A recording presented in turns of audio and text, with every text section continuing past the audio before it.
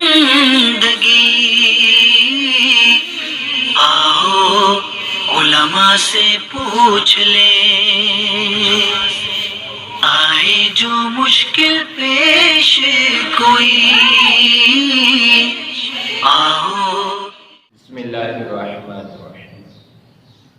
جی ایک دوست سوال فرما رہے ہیں کہ اگر کسی آدمی کا جسم سے خون نکلتا رہتا ہے یا پھر ہوا خارج ہوتی رہتی ہے، ادروائز کوئی بھی اس کو عارضہ لاحق ہے جو ریگولر ہے، جو مسلسل اور تسلسل سے جاری رہتا ہے، تو میرے بھائی اس کا جواب یہ ہے، اس کو شریعت میں کہتے ہیں معذور۔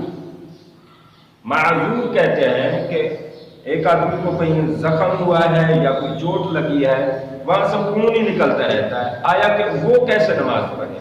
یا ایک آدمی کی ہوا خارج ہوتی ہے، کچھ بواسیر کی بیماری ہے، خون رستا رہتا ہے، تو پھر اس کو نماز کیسے پڑھنی چاہیے؟ اس کا آسان طریقہ ہے، فقہ اسلامیہ کی روشنی میں اس کو کہا جاتا ہے معذور۔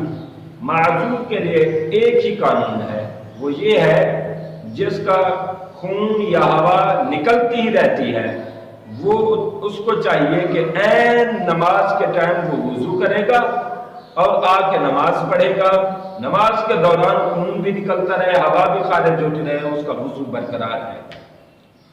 ہاں اب جب ہی جو ہی نماز وہ پڑھ لے گا اس کا وضو ختم، نئی نماز ہوگی، نیا وضو کرنا،